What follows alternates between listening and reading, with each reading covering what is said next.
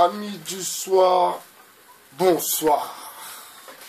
La paix à toutes et à tous, je vous envoie. Nous sommes le 22 avril 2019.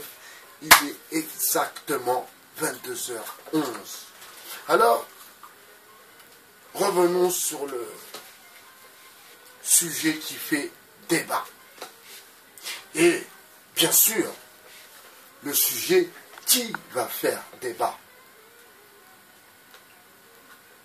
Alors, les non richissimes planqués, ceux qui payent pas d'impôts, eh bien, ont participé de près, de très très près, à, ma foi, la rénovation de la cathédrale, à base de millions d'euros.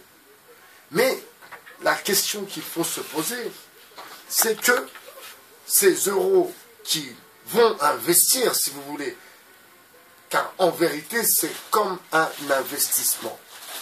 Alors, il faut connaître un peu comment fonctionne la défiscalisation, bien sûr, et vous dire que si Bernard Arnault et toute l'équipe ont donné un peu d'oseille, eh bien, ma foi, c'est surtout pour être défiscalisé. Vous avez compris? Alors,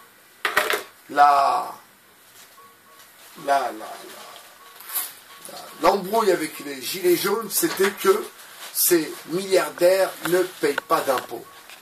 Eh bien, comme par hasard, Notre-Dame est arrivée.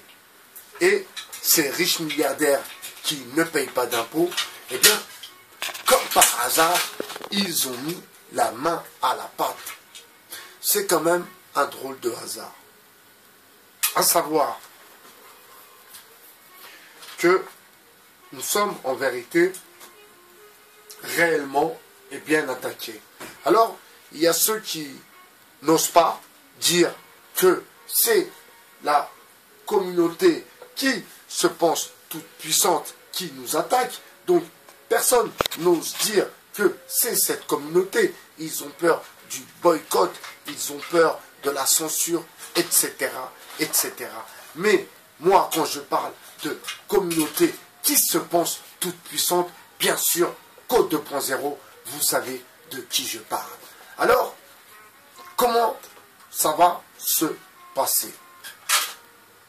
Est-ce que le peuple, comme à l'accoutumée, va suivre son gourou en fermant son clapet? Est-ce que le peuple va demander des comptes? Oui, nous voulons une réponse.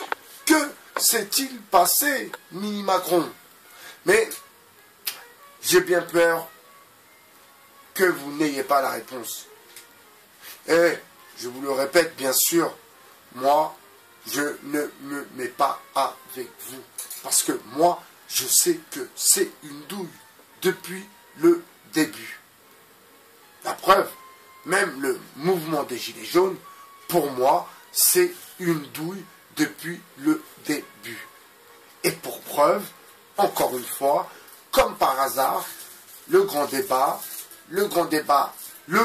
débat d'Emmanuel Macron, et bien, pas de débat, pas de grand débat, pas de discours du grand débat. Par contre, les richissimes millionnaires, n'est-ce pas, eh bien, eux ont mis la main à la pâte.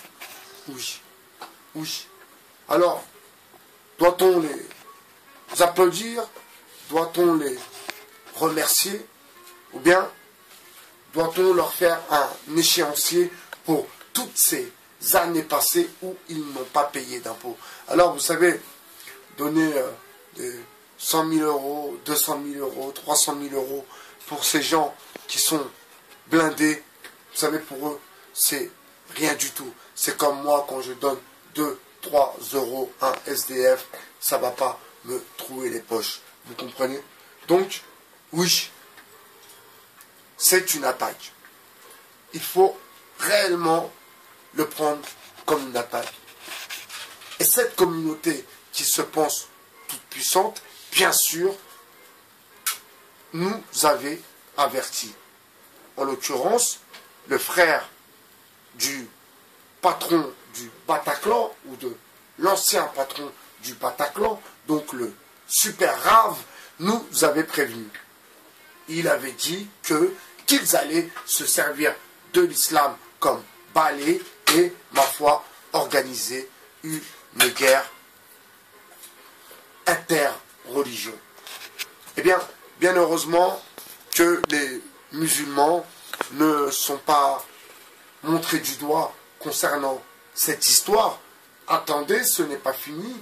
On va voir la suite de l'histoire, mais je ne pense pas qu'ils vont oser accuser les musulmans.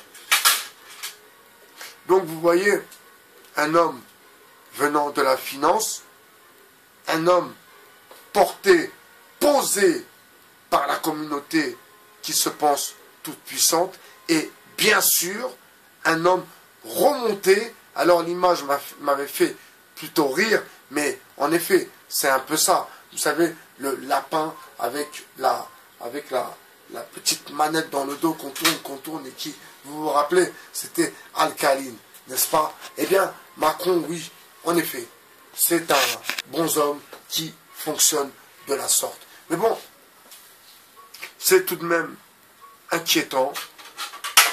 C'est super inquiétant. Et bien sûr, j'invite tous les Français à vous poser les bonnes questions concernant cette douille monumentale. C'était ByBHR sur 2.0.